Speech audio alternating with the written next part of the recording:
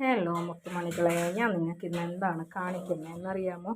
ഇത് എൻ്റെ മോള് കിടക്കുന്ന ഒരു റൂമാണ് കേട്ടോ.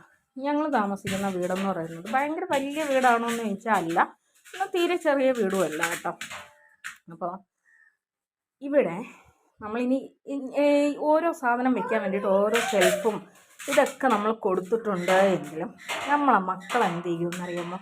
എല്ലാം വലിച്ച് വാരി ഇങ്ങനെ നിരത്തും. ഒരു സാധനം എടുക്കുന്ന സ്ഥലത്ത് തന്നെ വെക്കാനൊക്കെ നമ്മൾ ഒരുപാട് തവണ ഇങ്ങനെ ട്രെയിനിങ് ചെയ്താലേ അവരത് ചെയ്തുകൊണ്ടേയിരിക്കുകയുള്ളൂ. പിന്നെ ഞാൻ എപ്പോഴും എൻ്റെ വീട് തൂക്കുന്ന സമയത്ത് എല്ലാ സാധനങ്ങളും വലിച്ചിട്ട് ഞാൻ വീട് തൂക്കുന്ന ഒരാളാണ്. ഇനി ഇവിടെ നിങ്ങൾ കാണുന്നത് എന്താണെന്നറിയാമോ?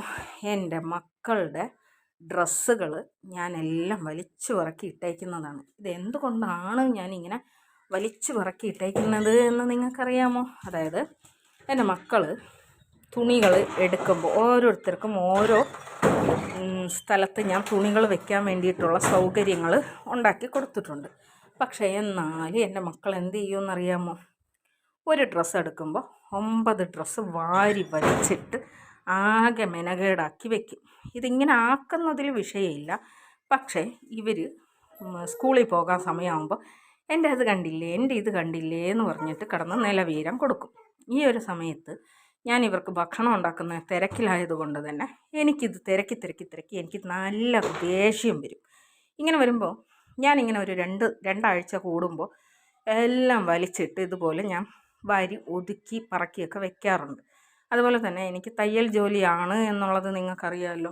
ഈ തയ്യൽ ജോലി ആയതുകൊണ്ട് തന്നെ എൻ്റെ സാധനങ്ങളും ഞാൻ ഉപയോഗിക്കുന്ന സാധനങ്ങളും ഒക്കെ ഇങ്ങനെ വാരി വലിച്ച് ഇടാറുണ്ട്. നമ്മൾ വെപ്രാളത്തിൽ തയ്ക്കുന്ന സമയത്ത് പല കാര്യങ്ങളും നമ്മൾ വലിച്ചങ്ങോട്ട് ഇടും.